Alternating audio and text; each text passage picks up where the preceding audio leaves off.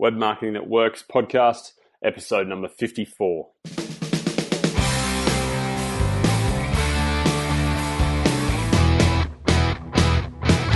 Welcome to the Web Marketing That Works podcast. Come behind the scenes of real-life marketing experiments and listen in as amazing guests confess the truth about what really works. Now, here are your hosts, Adam Franklin and Toby Jenkins. Hi there, everyone. My name is Toby Jenkins, and this is the Web Marketing That Works podcast. I'm really excited to have on the show with us today Chris Rain, who's the founder of a not-for-profit but massively for impact, Hello Sunday Morning. Now, Chris is an incredible guy. He was finalist in the Young Australian of the Year Awards in 2013. He's an Oxford graduate, and he's on a mission to change the world's relationship with alcohol through the web and through technology.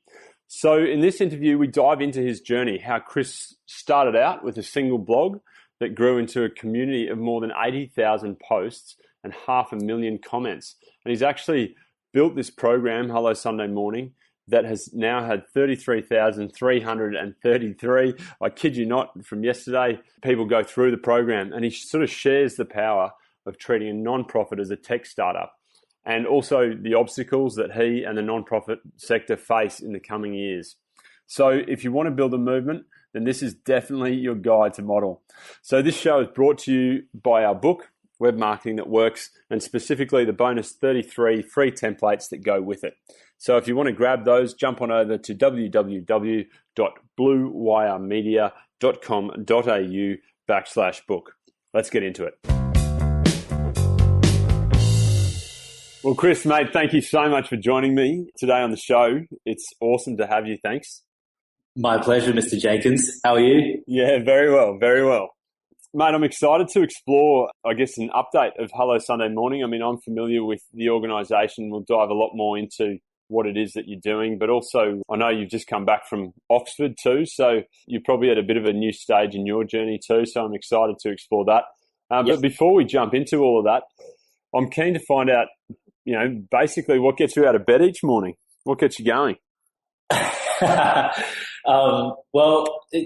back from Oxford and having that whole experience and then coming back into a small organisation has been quite confronting and very difficult, if I'm honest, to manage that process and to all of a sudden have a team that's working for you, and all the issues that have with that is not quite as nebula as studying it is.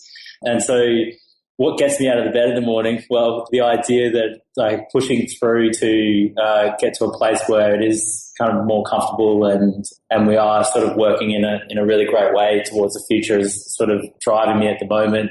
So it reminds me of I used to sit next to a guy who was an Olympian rower. He was the New Zealand Olympian rower, and he did the MBA with me.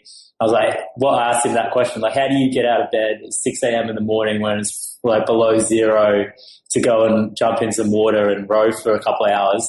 And his answer to me was, I just think about putting my left foot in the tracksuit pants and everything kind of follows from there. And that's a bit of how I'm feeling at the moment. It's been 4 weeks since I've been back.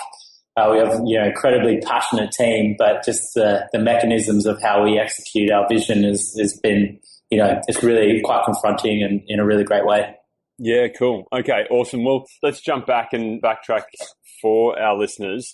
And if we can, let's start with Hello Sunday Morning and then I guess take it from sort of its inception, share a bit more about it, and then we can obviously go up to Oxford and then the current day too. But so, yeah, talk me through it. How did it start? What were you doing before it? All that sort of stuff. Yeah, so when I was at university, I went to the University of Sunshine Coast, did a business arts degree in marketing. And while I was there, I was in nightclub promotion. So I was the guy on campus that was getting everyone to drink as much as they can for the venue that I was promoting for. That actually sounds suspiciously like Adam. Yeah. He was doing exactly the same thing. Sorry, go on. It's a bit of a skill set, I think, and it's a personality as well. So I did that and was pretty good at it and loved it and certainly loved the attention that came with it. And that sort of put me through my undergraduate degree and then took me into advertising. And the byproduct of that whole lifestyle, both in nightclub promotion and advertising, is that I was just drinking a lot, particularly on the weekends. And when I turned 20, 21, 22, I sort of started realizing that the way I was drinking just wasn't going to get me, ahead in life. And I was sort of starting to depend on it for confidence and depend on it like in a social situation. I couldn't imagine not drinking. And so I got to this point and I was working in advertising and I was like, oh, you know what? I want to do something in my life that would really challenge that dependence in a way that I'd understand how and why I wanted to drink. So I took a year off drinking when I was 22, so all of 2010. And then as part of that, as a bit of a weird social experiment, I wrote a weekly blog about what was going on, what dating was like sober, what going out in the valley at, 5 a.m., what it looked like sober, all these things that wasn't necessarily critical of people. I tried not to be critical, but more just from an anthropological setting and a sociological setting, like understanding it. And so it started with that, and about 3 months into the year, it was just the best thing that I was doing. It was the best thing about my life. So I was like, this is what I want to do for my career. I want to use the advertising marketing skills to help build something that would be there for a person like me that wanted to change. So historically, you have things like AA or counseling programs, and there's a few little programs that exist out there, but they're very much around abstinence and people stopping drinking, and usually the process is quite archaic. And so I wanted to build some simple technology that can help people change. And so I quit my job, set up an NGO by the same name the blog was called, which was Hello Sunday Morning, that, Sunday mornings, experiencing life without a hangover. And then it grew from there. So we built this online program, which is essentially what I went through. So not drinking for a period of time and reflecting on it. And so it was a 3-month process, or 6 months or 12 months. And it's just grown from there. So that was 2010. We had 5 people do our 3-month program. Then we went up to 150 people in 2011, 2012 to 1,500. And then 2013, we had a big target of hitting 10,000, which we did. 2014, last year, we're up to 30,000. This year we're up to 33,000 people now. And our goal into the future is we want to double that size by March, and then 100,000 by the end of next year. So wow, that's what we've done. I think we're at a really crucial point now with our technology, and that we're going mobile next year, which is a big shift for us, but moving our online experience into a really simple mobile engagement to reduce the barriers of entry for anyone that, wakes up with a hangover and wants to change, that they can be part of it in whatever way they want. So that's our future direction. Yeah, I mean, that's incredible, mate. I mean, to have had 33,000 people go through, the program, and voluntarily as well. I mean, my understanding, and, I love the idea of it, is that, the idea is really to change the drinking culture in Australia, right? Or at least that was what it was initially. Is that still the ultimate sort of goal? Yeah, look, ultimately we want to, our end-to-end goal is to change the world's relationship with alcohol. And that, and culture is a really interesting thing. Culture is the sum of the stories for which we explain the way we live. And in Australia, there's a dominant cultural narrative around needing alcohol to succeed at life, or to be confident, or to deal with stress. And whilst this is true on some level, like as a drug, it does serve this purpose in society, and I think it can have a healthy role in society. The level of dependence that we have on it as a collective of people, I think, could be reduced through the provision of a suite of services and opportunities that help an individual achieve those things for which they're using alcohol. So, at the moment, the big thing in corporate Australia and in many countries is Friday afternoon drinks. You finish your work and it's this big ritual of going to the pub, rewarding yourself, also sort of being social, and the dealing with the awkwardness of us as humans. So it's a perfect drug, that situation. But I'd love to see a country where, people might do that, and maybe they do it every second weekend or whatever, or they do something immediately after their work that's a ritual process that then they go to the pub afterwards. So drinking's not the whole reason and the whole way to finish off that week. So this is, one example of what we'd like to see change culturally. But probably the focus of what we're doing is around building technology that helps individuals change above sort of the thing that will change when that happens, which is the culture. Yeah, sure. So the culture is like an output of the process, really, isn't it? Exactly. Yeah, definitely. Yeah. Mate, that's really interesting. And so if we can sort of break that journey down a little bit, you know, you started because you sort of identified this potential problem in yourself, I guess, and then you started the blog and, you know, that you started to see the transformation in yourself. When did you sort of feel as though it was a concept that wasn't just going to apply to you? Yeah. Well, actually, when I was 3 months into it, you know, it was very much like a self-driven thing and became a bit of an ego thing too as well, you know, when I first did it. And there were some media articles like, you know, young advertising professional doesn't drink for a year, which in itself is like a strange thing that would get, you know, national media attention, is one guy just not drinking for a year and blogging about it. It's like it is amazing, actually, when you think of it from that perspective. Totally, it's fascinating. It's scary. It shows like how strong, I guess, like that culture is. Anyway, so it was very much a big, you know, Chris Rain thing. I remember the day my housemate was like, you know what? Like, we talked about this a lot. You know, we're going out together and, you know, experiencing all this drinking culture while I was sober. And so we're having all these conversations about it. And, you know, it was a great adventure for both of us. And he was like, you know what? I think that I would like to try 3 months. And I remember feeling at the time like, what do you mean? It's like my thing.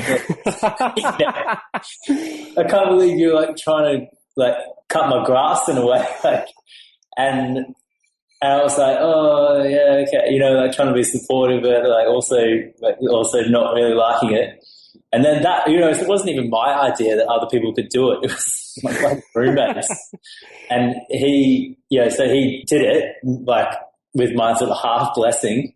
And then I was like, you know, it'd be good if you blog about it as well. And so he blogged as well. And that's how it sort of became about other people. Because I thought that it would just, I'd wrap up the year with the blogs that I'd done and do a campaign or something that was, you know, that took the insights and the research that I did over that year and build that into something else. It wasn't like I thought that the actual process would become it. So it's been an interesting journey. Yeah, I reckon. That's amazing. Yeah.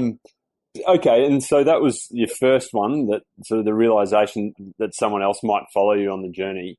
And yeah. Then when was the idea that, or when did you feel as, you know, wow, this could actually have mass appeal? What would that been? I remember, you know, I set up, it's sort of just been progressively happening. I think that it's a huge challenge for governments, huge challenge for people that hasn't been really solved technologically well yet, in terms of, you know, for things like diabetes and nutrition and fitness and these other health issues. There are a lot of good technologies out there that are addressing it, but for stuff like drinking and by extension mental health, there's really not that much out there. So the potential is huge, and it's always felt that way. The journey to get to where we are now and where we're going has certainly been non-linear. And I remember when we had our first, you know, I got my mates to be on the board. You have to have 3 members on the board to fulfill the constitution of a charity. And so I got Adam Pemberthy, who was my boss at the agency, and Simon Kalinowski, who was kind of the smartest business guy that I knew. And so we formed this board, and we had 150, I think 150 people in our program at that point. We're like, imagine if we had 10,000. And it was like this moment in this board meeting, it was like, that is the biggest number that we could imagine. Yeah. Not drink for 3 months. And so, you know, we set that for a goal for 2 years later. So that was like 2011. We set that for a goal for 2013. It was a big goal. And then, you know, we really pushed hard to get that number, and we got that. And so it's amazing to see how you set something in the future ahead, how it sort of everything sort of conspires around to let that happen. But to answer your question, I think that we really believe that there's a huge opportunity. So there's at least 400 million people in the world right now that have an issue with alcohol. on some level or have some definition of dependence on it. There's 2 billion drinkers in the world, and AA has 2 million people in its membership, and it's considered as the largest support network around it. So I think there's another 398 million people that haven't been engaged well and have wake up with a hangover, go, man, I wish I didn't drink as much as I did last night. Well, there should be something there for them to go, this is what I'm willing to commit to, or this is what I think, I might be drinking for, or whatever, when they're ready. And so that's our goal. We think there's a huge market for it, and we're really committed to it. Yeah. I mean, I've done an HSM. I think I wasn't perfect. I had a few drinks when I was in Hong Kong with my fiance at the time. But, I really enjoyed it. Although I also feel a little bit privileged in that, from a sporting background, I actually had a socially acceptable excuse not to drink. Yeah. And so I did extended periods of time not drinking, before I did HSM as well. And I had, got to observe, I guess, the drinking culture and stuff, and often found that if I drove home at midnight, then I hadn't missed anything, and, felt as though, I was able to accomplish what I wanted. But I mean, in terms of the process, which is one of the things that has really sort of captured my interest, has been, you started a blog and that reflective process. And it actually reminds me of a quote that I'm just becoming an increasingly big fan of, which is, you don't learn from experience, but you learn from reflection on experience. Yeah. And I'm not quite sure who said it, but I'll need to track that down. But I just wonder, was that just something you stumbled upon? I mean, is that an essential part of the process in terms of creating the change? I think it's a limiting thing. If you look at the spectrum of products that you develop that are out there, it's a really high involvement product. The idea of logging in and blogging about your experience, particularly on a sensitive issue that's you're typically there because something's gone wrong or you want to change something. It's not, what you see on Facebook. This is my life and I'm so happy and look at my cool things. Yeah, it's not personal branding, is it? Particularly? No, it's really authentic. It's like authentic personal branding. It is the bottom line of who you are and how you've ended up in this situation and where you want to go. I mean, I've read some of the posts, and, the people who are listening, I really, if you're interested in this, I'd really suggest that you do go to HelloSundayMorning.com and check out some of the blog posts, because they are seriously real, aren't they? Yeah, and from a marketing perspective, you can't get that in terms of the brand representation. You can't get better advocacy or ownership than that, and like this true, authentic experience. So that has been what it always has been. I think that reflective process is really important. I think the big idea behind Hello Sunday Morning is that people isn't necessarily that reflective process, but it's the network of people that are doing this experience with you and are there to support. So people post blogs on there, and there's this core group of users that will comment on it and ask questions. And, it's like, while it's not, a clinical program that people, in a sense it is, like there's elements of CBT to what we do with our goal setting. Cognitive behavioral therapy, and this like group therapeutic sort of principles. But the essence of it is just everyday people helping each other out and being heard around this particular, challenge. Yeah. Where we're going. Oh, I was just going to say one of the elements is that social contract too, right? Because if you make it public, and I know you do an enormous amount of research into, how it works and why it works and that sort of thing. What's been some of the findings from that? Yeah, so, that definitely helps. However, people post anonymously as well. So there's this, if you're connected through your Facebook profile on Hello Sunday Morning and your post go up to Hello Sunday Morning, then there's an even stronger social contract because you've got a group of friends that know you're doing it. However, there's only a small percentage of the people, because of what we said earlier about it being so authentic and real. It's a funny indictment of what we put on Facebook. Because, what percentage is? Facebook? I don't know. I have to find out, but I would like just off the top of my head, I'd say 10% of people would actually, of the people that do our program, would actually post their blog on their Facebook, which is because as a product development goes, you want referrals and you want that to go out and through the networks, but it's difficult when I would love to be in a world which people were completely honest on Facebook like this, and with work and everything, like they would own their mental health aspects. But we live in a world where we have different masks that we wear, and I think that's changing. But I mean, Hello Sunday Morning is an example of where there is a level of authenticity that isn't typically found on social networks. So yeah, I mean, that social contract thing, that's part of it. I think the other levels, point of efficacy is just the validation that you want to change it, and there's a group of people doing it with you. It's not the first time in history that someone's woken up and thought, I'm going to take a break from drinking. It's been happening since people were drinking. But just to know there's other people out there doing it, whether you connect with them or not, that exists out there and that it's possible. You're not alone kind of approach. Exactly. And then also, we unfortunately, and so where we need to go with that technology is that we don't reinvent the wheel, but we do at the moment.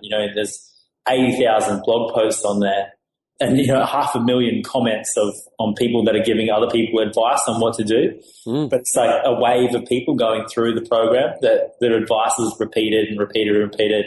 And we're getting to a point now with our research that we go, what are the main patterns that people face? What are the main triggers that they experience that mean they slip up? For you, for example, even though I completely understand, in some situations drinking is part of it and it's okay, and we're not, it's really important that is part of it. We're not sort of saying you can never drink even during 3 months. It's like set this intention and see what happens and reflect on it.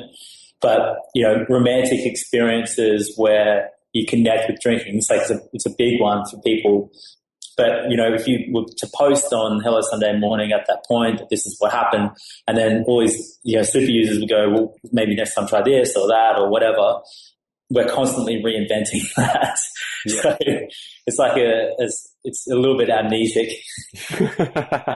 Bit of a fishbowl effect. Yeah. Which is a bit of an indictment on us. we're slowly improving, I think. We'll get there. Yeah, absolutely. And I mean, I guess, that level of community participation, there would be, certainly from a business standpoint, people would absolutely kill for that level of participation and interaction, wouldn't they? Yeah, I actually think it's been a bit of a blessing in that, it's been this wild secret garden of people and stories and voices. And I think some of the user feedback that we've got is that it's because it hasn't been structured in a way. And that's not because we intended that. It's just because we haven't had the skills to really structure it well or whatever. But maybe it's been a blessing in that people have made it into their own thing and they've played and experienced things and reflected, which has meant that there's a deeper consciousness around things that may not have come out. So, yeah. Mm-hmm. Yeah, that's really interesting. And so, Chris, I mean, in terms of marketing this then, with that amount of interactivity, how actively do you market? What do you use? How do you spread the word? So we are fortunate to have so I'll probably answer that question where we're funded from first.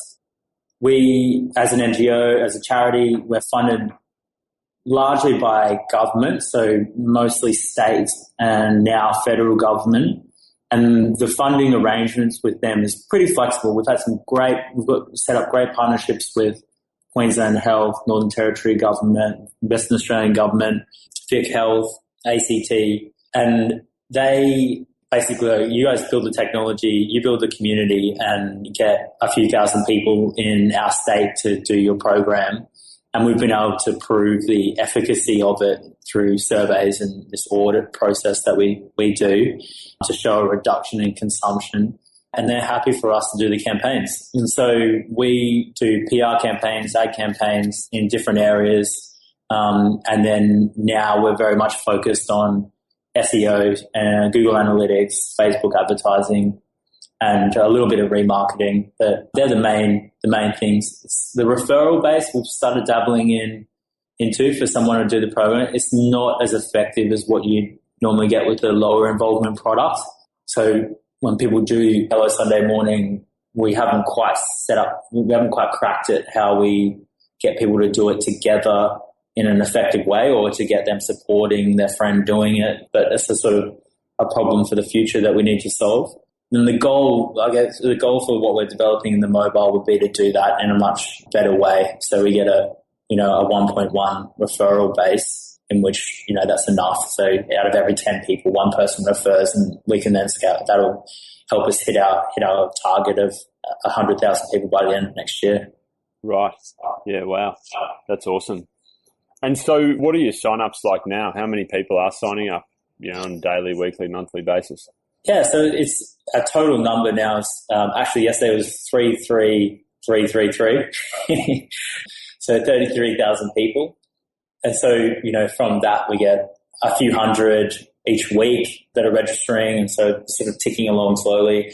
Christmas, summer period, we get quite a lot of people that have their Christmas party, and then even before Christmas and New Year's Eve. So this is like a big period for us, where we're not really pushing it too much this Christmas, because we're putting all our focus on launching a mobile product early next year. Yep. So, which means we'll miss out on that a bit in terms of a campaign that we would have normally done. But next summer will be a big one for us.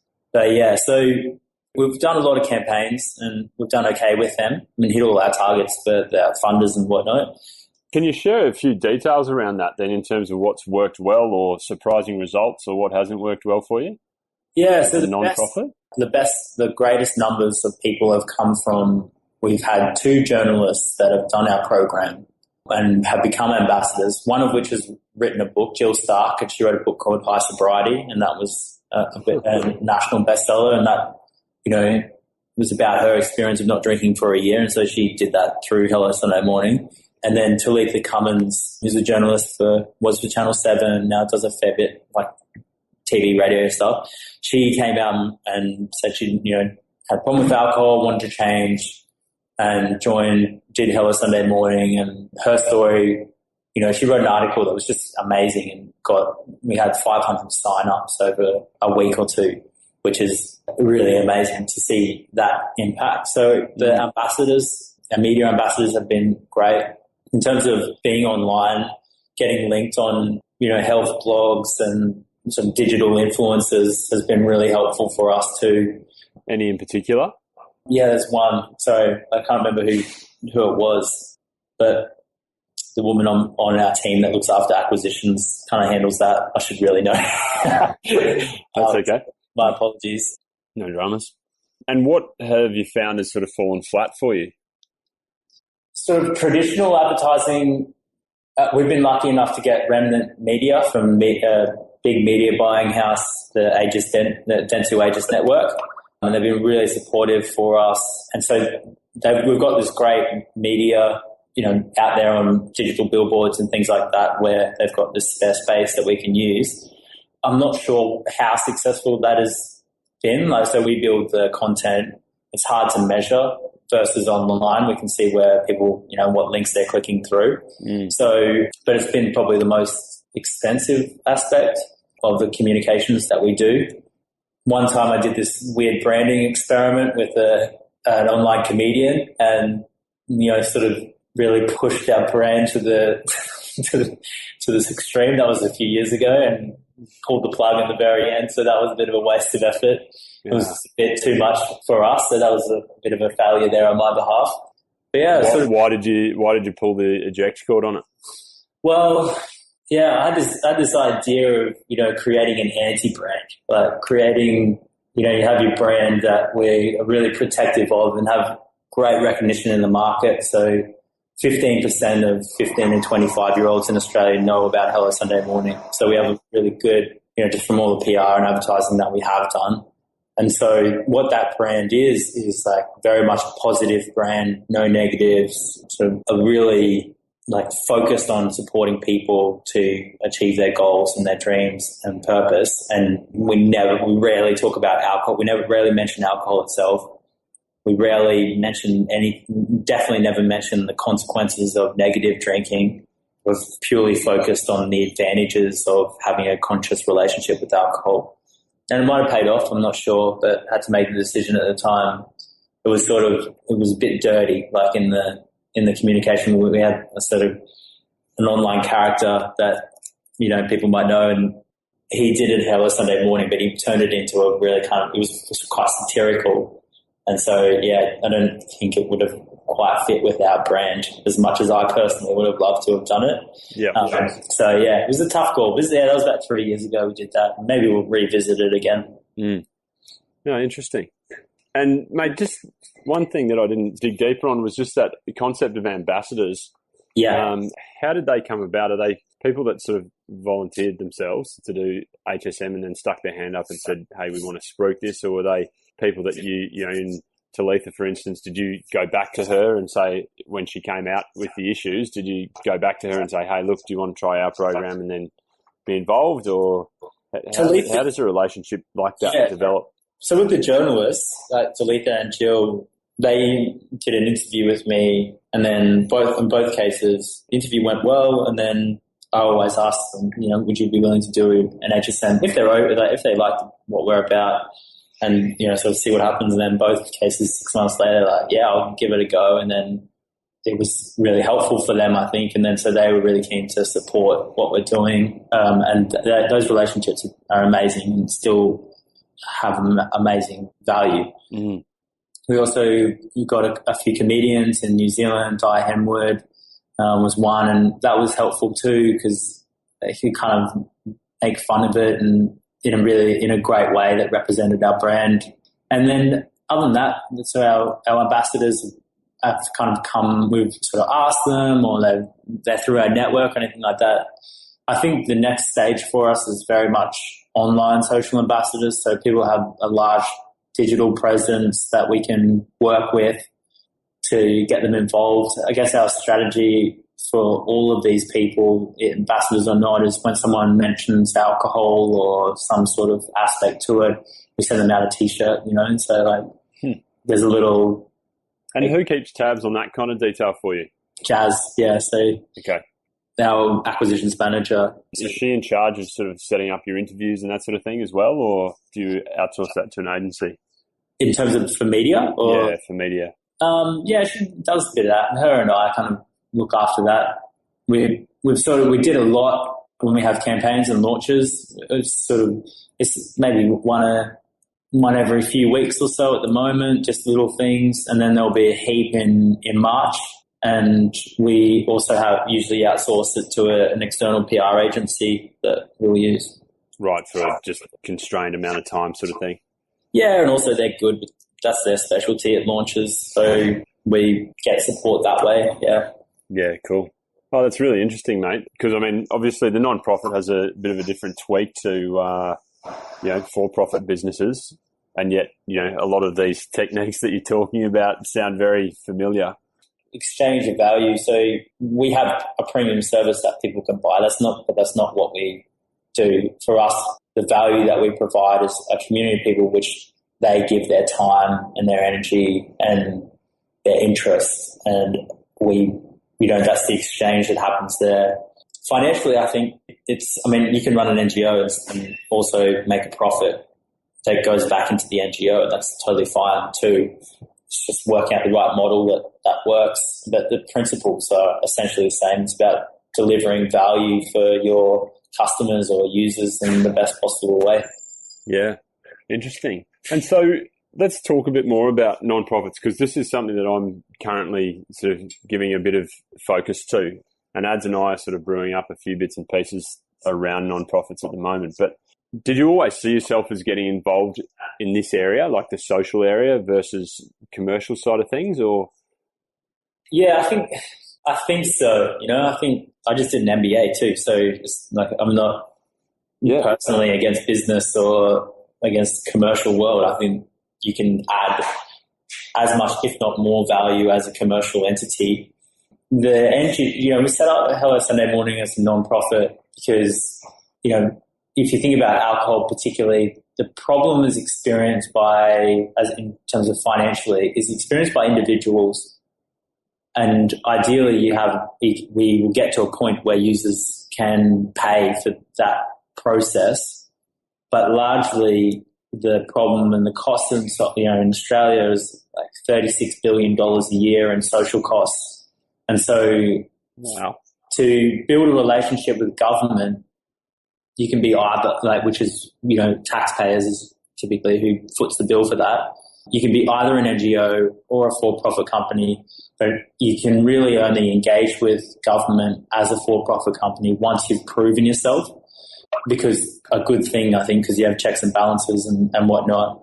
So for us to be an NGO at the beginning was easier to set up a process where we were able to, because there's, annual auditing and checks and balances that are implied in being an NGO, and you can have tax deductible recipiency and things like that help you get a small amount of funding in the beginning stages.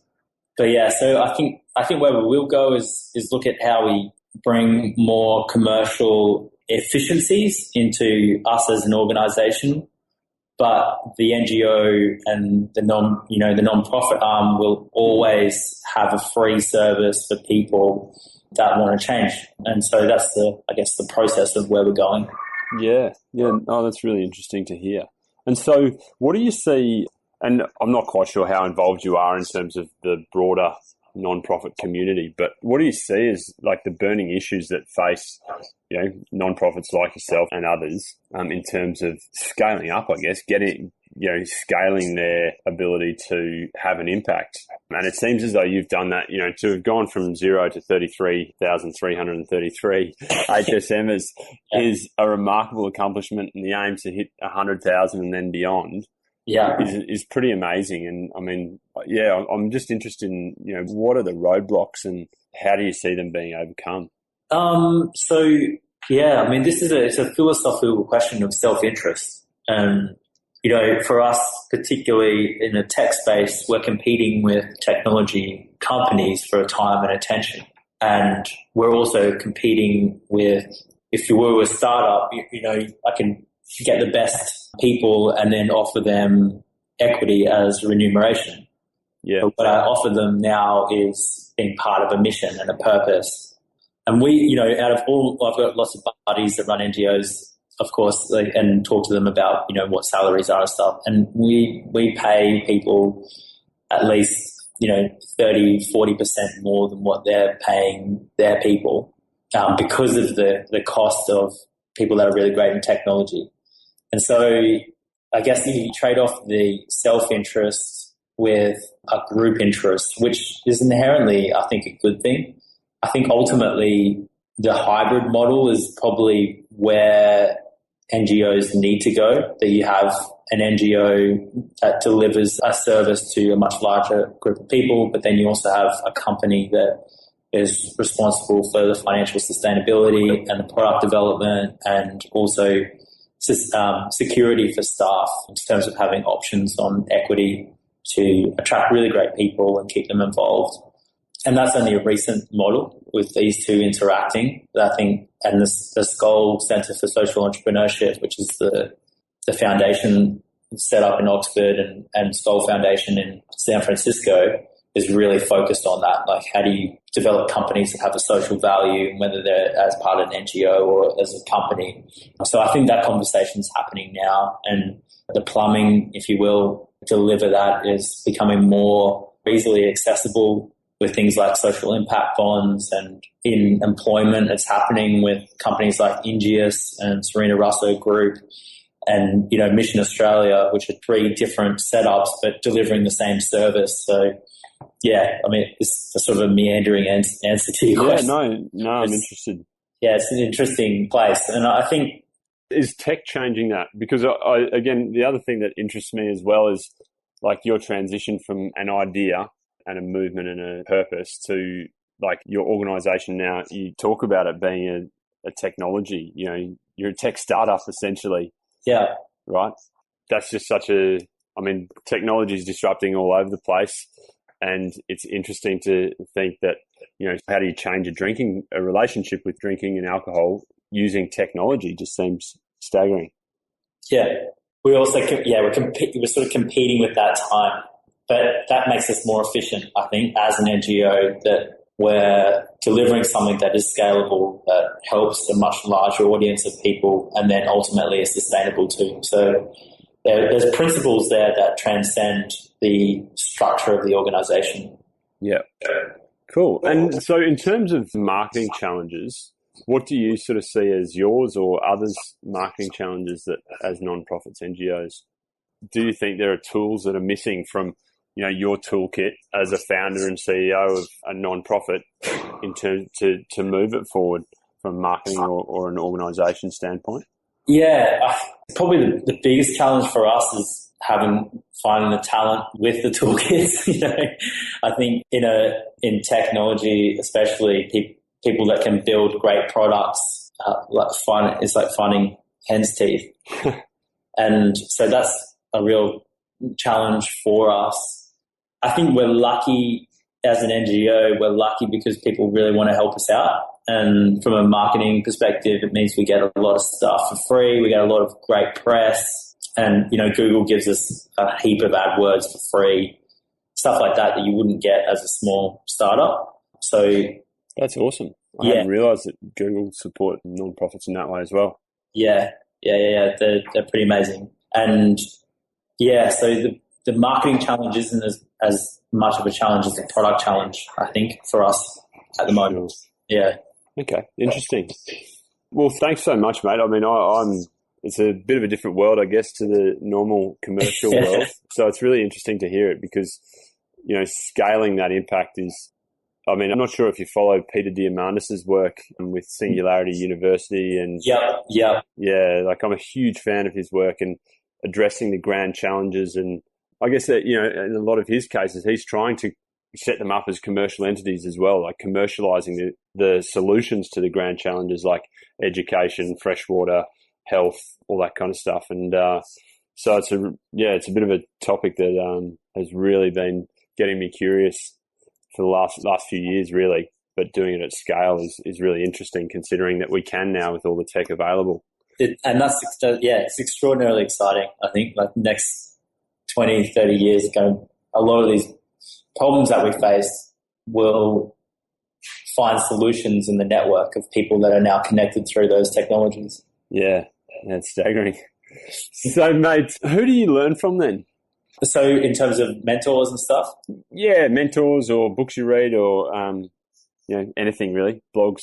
So I've always collected really great mentors along the way and people that can help out and are interested in this particular issue. I think that's another fortunate thing about doing not-for-profit. People are really keen to help. So a couple of great mentors that I had, one, Mark Scott, the head of the ABC, and David Gonski, who's head of chairman and 500 other boards. And they're people that I meet up with every 3 months. I'm Pat McGorry, who's a mental health reformer. And they're the kind of people that you want to end up like, I think, and finding them and just seeing that, how you can operate as a person and where you can go with that. I think that's... And how have you found them, mate?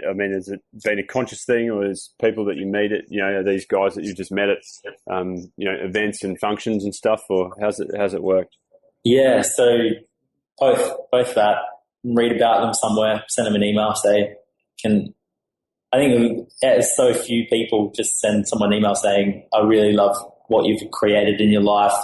This is what I'm doing. I'd love to get your advice. Let me take you out for a coffee or lunch or whatever. And normally you get like 20 minutes in their office. And over the years, it's extraordinary people that like that level of experience and they have so much time and they can still give, to people that are starting things up. And so it's just asking, really. Yeah, ask for help, hey? Yeah. That's awesome. And, mate, has there been a book that's changed your life? Yeah, I read The Power of One, which is a Bryce Courtney book when I was 12.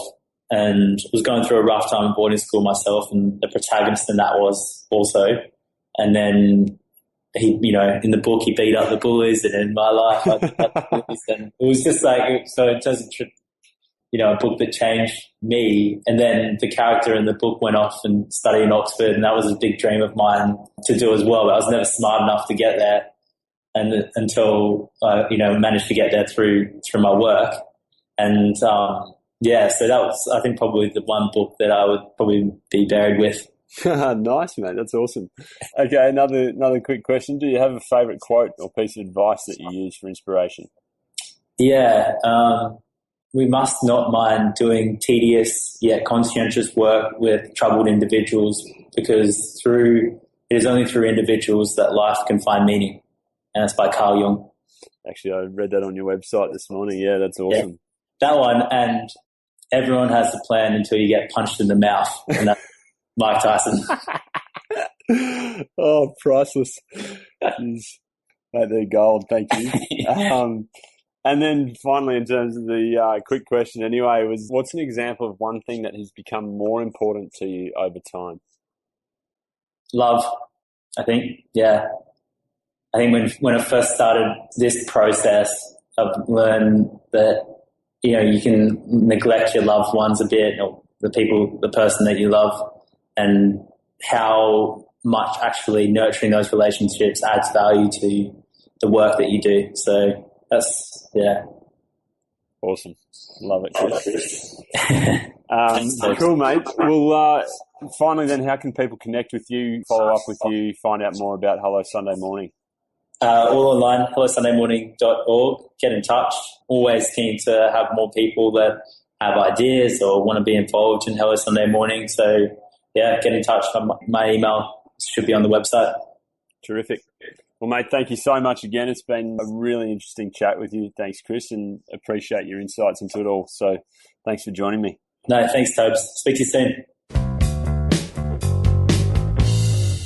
This show is brought to you by Web Marketing That Works, our book, and specifically the bonus 33 free templates that go with it. So head on over to bluewiremedia.com.au/book to download those. Now, our intent is to always deliver actionable advice, so your feedback and questions are welcome. Please let us know via email or on Twitter. My email address is toby.jenkins@bluewiremedia.com.au, or on Twitter, I am @Toby_Jenkins. If you enjoyed the show, we would really appreciate a review on iTunes and look forward to seeing you next time. Thanks.